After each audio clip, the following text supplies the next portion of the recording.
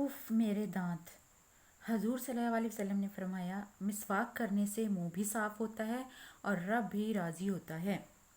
پہلا منظر: امی: بیٹا آؤ ناشتہ کر لو۔ عمر: اچھا امی۔ امی: بیٹا آپ نے دانت صاف کیے؟ عمر: نہیں امی، ناشتے کے بعد کر لوں گا۔ امی: دانت صاف کرنا ضروری ہے، انہیں وقت پر صاف کرنا چاہیے، ناشتے کے بعد۔ امی: بیٹا آپ نے دانت صاف کر لیے؟ عمر: امی ابھی تو اسکول کے لیے دیر ہو رہی ہے، میں واپس آ کر لوں گا، اللہ حافظ۔ اسکول سے آ کر عمر نے کھانا کھایا اور سونے چلا گیا۔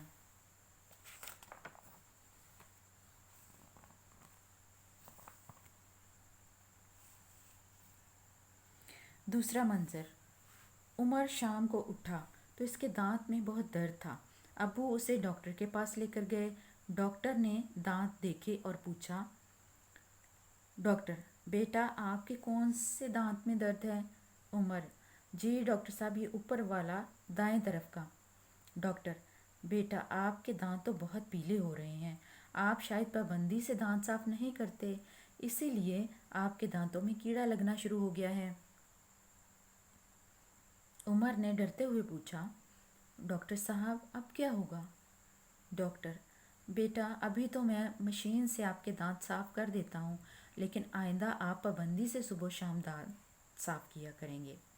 عمر بہت ڈر گیا تھا۔ اس نے پوچھا، ڈاکٹر صاحب کیا کیڑا مجھے کاٹے گا؟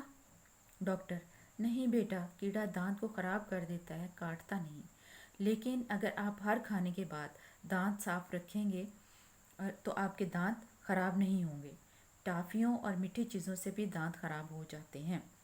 عمر: ڈاکٹر صاحب آپ کا بہت شکریہ۔ عمر نے دل ہی دل میں خود سے وعدہ کیا کہ امی اب میں آپ کے کہنے سے پہلے ہی دانت صاف کر لیا کروں گا۔